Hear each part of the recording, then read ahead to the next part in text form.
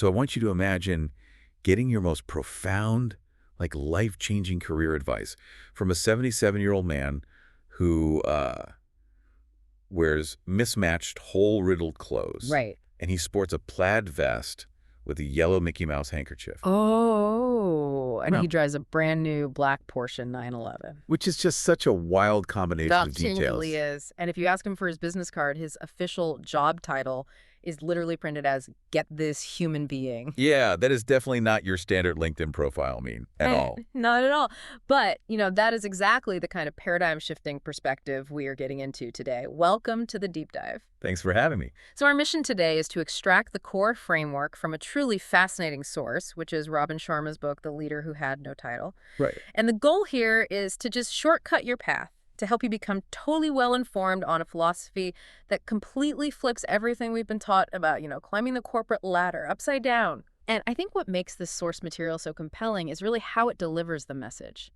Because it doesn't read like a dry corporate mandate. No, it's totally not a textbook at all. Right. It uses this fictional narrative to unpack these highly practical business and life principles. So we follow a protagonist named Blake Davis. Mm-hmm. He's an Iraq War veteran. He's struggling. He's really disillusioned. Okay. And he's just sort of coasting through his job at this bookstore in Soho. I mean, he is the absolute definition of doing the bare minimum, just totally numbed out. He's basically just waiting for the clock to hit 5:00 p.m. every day. Yes, completely disengaged. Right. Until he gets tapped on the shoulder by that enigmatic mentor I just mentioned, Tommy Flinn. And Tommy introduces Blake, and by extension, all of us listening to the overarching theme of this entire framework. Which is LWT. Exactly, LWT, or lead without a title. So what does this all mean? Well, it's this profound realization that you absolutely do not need formal authority to drive innovation, or to achieve mastery, or inspire the people around you. Because leadership isn't a noun. Exactly. It isn't a box on an organizational chart. It's a behavior. I love that. And, when I was going through the research for this, an analogy kept going to mind. It sounds like we're talking about an open source model of leadership. Oh, I like that. Open source. Yeah. Like in open source software, anyone can look at the code, spot a bug, and just submit a patch to make it better. It really doesn't matter if you're the lead developer or just some hobbyist in your basement. Right. The title doesn't matter, just the contribution. Exactly. So translating that to your career, it means anyone in the organization, from the janitor to the junior rep, has the admin privileges required to step up and make things better. That open source analogy is totally spot on.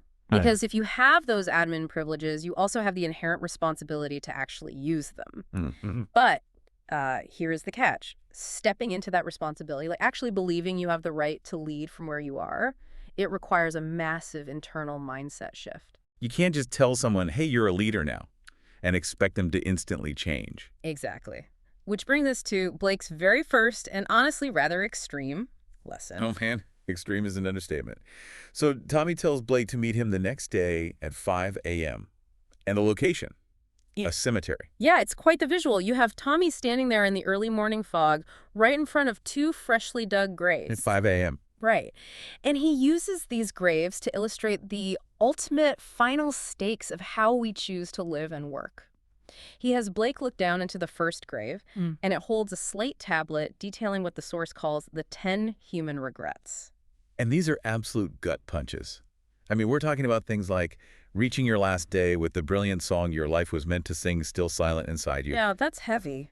Or realizing you just lived the life society trained you to want instead of the one you actually wanted to have. Yeah. It's basically the ultimate regret of playing it safe. Right, and then you contrast that with the second grave. This one holds a solid gold tablet listing the 10 human victories. Okay, much more uplifting. Exactly. This includes things like maximizing your potential, leaving a legacy, and actually having the boldness to confront your largest fears. Wow. And so, standing between these two potential futures, Tommy shares this really profound observation. He says success is simply the inevitable outcome of a few small daily disciplines, just stacking up over time. While failure is the result of small daily acts of neglect.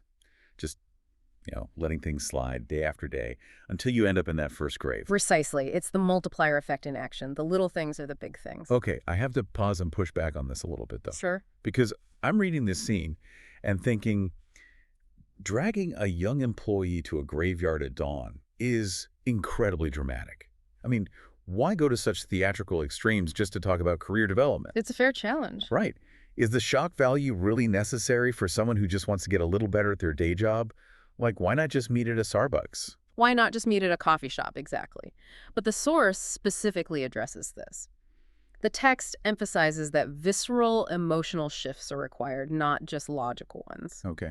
Because you can hear a good idea 100 times, you can read 100 business books, but it doesn't actually change your behavior until you feel it in your bones. So Tommy brings Blake to the graveyard because recognizing your own mortality completely strips away your excuses. It forces perspective. Tommy points out that the average human life is only about 960 months long. 960 months. Wow. Yeah. And when you truly internalize that number, 960 months, it completely obliterates the fear of what other people think. If your months are numbered, why are you playing small? It is so true. Why are you terrified of a middle manager's opinion? 960 months. I mean, think about that for a second.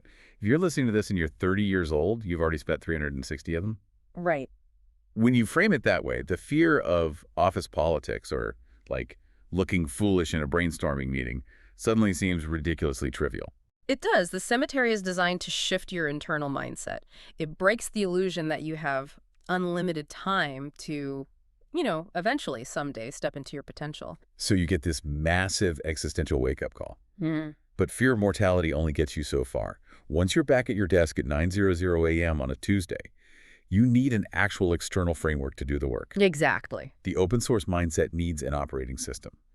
And that transitions us perfectly into how you actually execute this, which Tommy reveals by introducing Blake to 3 different teachers. Right. And the first teacher we meet is Anna. Ah, yes. She works as a housekeeper at a very high-end boutique hotel. And she completely embodies the first core principle: you need no title to be a leader. She is incredible. She treats cleaning hotel rooms the way Picasso treated a canvas. That's a great way to put it. She genuinely considers herself a goodwill ambassador for the entire hotel brand, even though her official title is just housekeeper. And Anna teaches Blake about the 4 natural powers that every single person possesses, totally regardless of their rank. You have the power to express your absolute best. You have the power to inspire others. You have the power to drive positive change. And you have the power to treat everyone with respect. And to make this tangible, she physically demonstrates the concept, right? She walks over to the wall and starts flicking a light switch on and off. Just standing there, rhythmically flicking the switch. Which is such a weird but powerful image. It is a physical metaphor. It's her way of saying that every single day and every single interaction, you have a choice to flip the switch. Right. You can leave it off and sit in victimhood, making excuses about why the economy is bad, or your boss is unfair, or you don't have the budget to succeed. Or you can flip the switch to leadership. Exactly. And to make sure you keep that switch flipped, she gives Blake a highly practical toolkit using the acronym IMAGE. IMAGE. And rather than just listing these off, let's really look at how they function in the real world. Let's do it. So the I stands for innovation. But what I found fascinating is that Anna isn't talking about, like, radical Silicon Valley disruption. She talks about evolution over revolution. Which is so much more approachable. It's simply the relentless commitment to making today's work just 1% better than yesterday's. Just 1%. Right. If you're writing a report, how do you make it slightly clearer? If you're running a meeting, how do you make it 5 minutes more efficient? It's just constant daily iteration, which feeds directly into the M for mastery. Anna brings up the 10,000-hour rule, the idea of putting in the deep, focused effort to become what she calls a FMOB. Right. FMOB, first, most, only, best, NBIW. Best in world. I love those. And the mechanism behind that is raising your own internal expectations so high that people literally cannot ignore the quality of your work. Yeah. You become so undeniably good at your specific function that your title honestly ceases to matter. People come to you because of your mastery, not your badge. But to do that, you need the A, which is authenticity. Trusting yourself, speaking your truth, and this is the hard part, checking your ego at the door every morning. It is hard because the moment you start innovating and striving for mastery, you are going to bump into the G. Guts. Exactly. Having the courage to face resistance. When you try to change the status quo, the people who are comfortable with mediocrity will push back. They will call you a tryhard. They will tell you to stay in your lane. Guts is the fortitude to keep going anyway. And finally, E for ethics. Maintaining a pristine reputation. Tommy actually jumps in during this lesson and says something beautiful. He says, leadership lies at the exact intersection where excellence meets honor. Wow. You can't hack your way to the top by stepping on people. It's an incredibly comprehensive framework. But Anna makes a crucial point here. Knowing the IMAGE acronym is entirely useless without the willingness to actually take action. Yes, and there's a specific detail from the text that perfectly illustrates this. Blake brings up this fact about the space shuttle. All right. He notes that a space shuttle uses more fuel during the first 3 minutes of liftoff than it does during its entire voyage around the Earth. Just think about the physics of that. It's wild. Breaking the gravity of your old habits takes a massive amount of energy. Anna calls it the courage of the start. You have to take that first step, no matter how exhausting it feels, to break free from your old routines. Because once you break gravity, momentum takes over. Well, And to sustain that momentum, she recommends a tactic called the Daily 5. okay, what's that? The mechanism is simple. Accomplish 5 small, focused goals every single day that move your work forward. Just 5. Okay, that sounds manageable. But over the course of a year, that is nearly 2,000 concrete steps forward. It's that multiplier effect Tommy talked about at the graveyard. That's huge. But let's be real for a second. It's easy to execute your daily 5 and maintain your perfect image routine when things are calm, Sure. when the market is up and your boss is happy. But life isn't a controlled environment. The moment you start making those 2,000 steps, you are inevitably going to hit turbulence. Without a doubt. Markets crash, supply chains break, restructurings happen. Which is exactly why the framework doesn't stop with Anna. You need a completely different skill set for chaos. Which brings us to the second teacher. Okay. Tommy takes Blake to a ski shop in Tribeca to meet Ty Boyd, who is a former world champion slalom skier.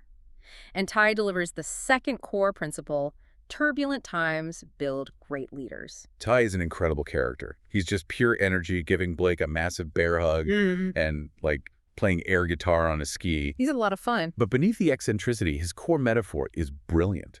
He tells Blake, on easy beginner slopes, anyone looks like a pro.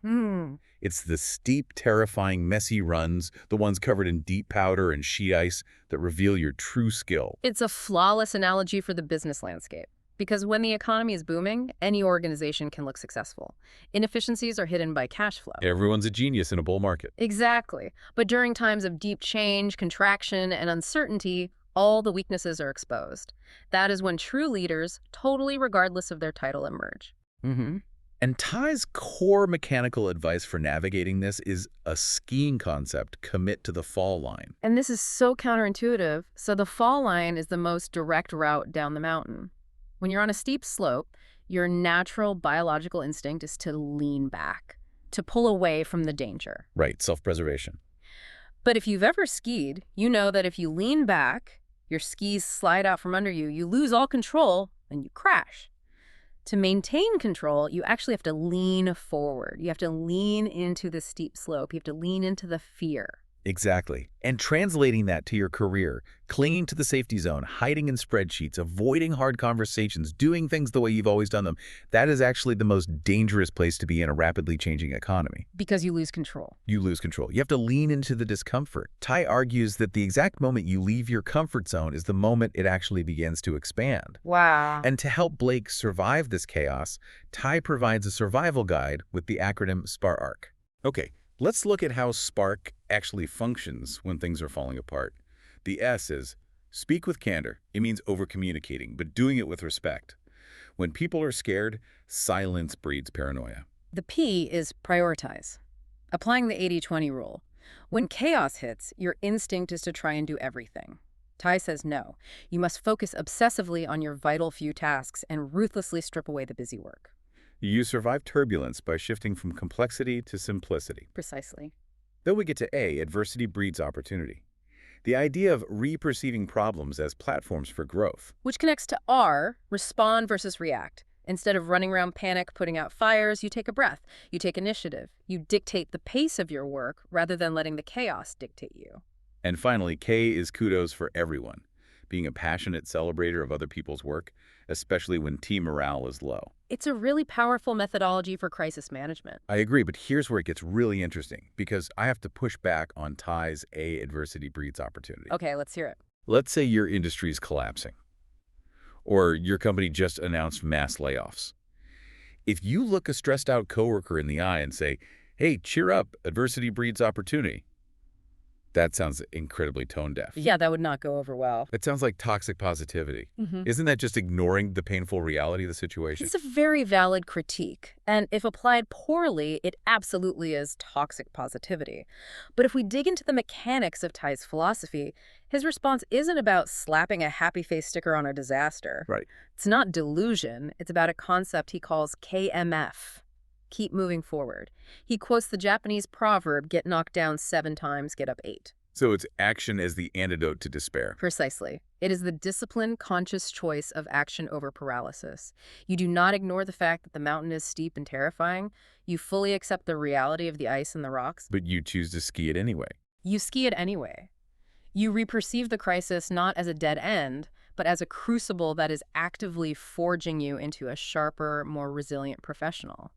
It's acknowledging the painful truth that things often have to fall apart before they can be rebuilt in a fundamentally better way. Okay, that makes a lot more sense. It's not about pretending it doesn't hurt. It's about refusing to stay on the ground. Exactly. So at this point in the journey, we've mastered our internal habits with Anna's evolution and mastery.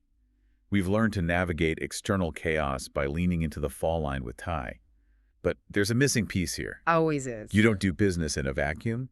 You aren't innovating or skiing alone. It's all happening in an ecosystem of other people. Which brings us to the third and final teacher, Jackson Chan.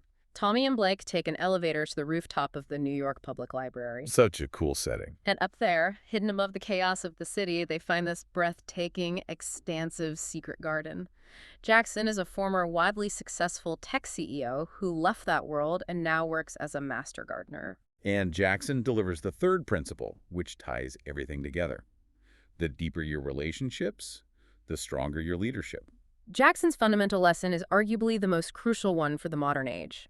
Despite all our globalization, our hyper-fast technology, and our endless obsession with efficiency metrics, the main business of business is simply connecting with and adding value to other human beings. He points out this incredible, tragic irony of the modern workplace. In our relentless pursuit of better results and faster output, we hide behind screens. We use technology as a shield. You really do. We send a Slack message to a colleague sitting 20 feet away instead of walking over to their desk. We sacrifice messy, authentic human relationships for the sake of feeling productive. It's a trap. But Jackson argues that strong relationships are actually the very things that produce the strongest results. Because business moves at the speed of trust. What's fascinating here is the paradox. The more technologically advanced we become, the more premium we place on genuine human connection. Oh, absolutely. Think about it. If you are deeply, authentically connected to your teammates and your customers, loyalty skyrockets. Misunderstandings vanish. Communication becomes frictionless. Jackson reminds Blake that business isn't just about moving money around. It is simply a vehicle to help other human beings. So I want you to think about your own day right now. Really assess your week. Are you sacrificing human connections for busyness? Good question. Are you so heads down in your inbox, so focused on clearing your task list, that you're failing to look up and actually lead the people around you? It's a massive gut check.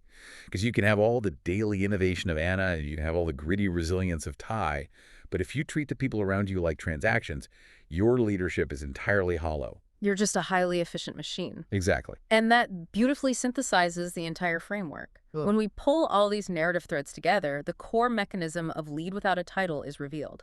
Leadership is not a title conferred by an org chart. It is not something someone hands you. It is a daily behavioral choice. It is the choice to relentlessly innovate your own work, to lean into the terrifying fall line when chaos hits, and to actively elevate the human beings around you. So whether you are prepping for a massive corporate meeting today, or you're navigating a messy, uncertain career transition, or you're just sitting at your desk trying to figure out your very next step, you have the exact same admin privileges as a Fortune 500 CEO. You really do. You have the power to flip the switch from victim to leader today, right now. The tools are entirely in your hands. It's complete democratization of leadership. You just have to be willing to use the tools. Which brings us all the way back to where we started, the ladder, the hierarchy, the endless pursuit of the next promotion.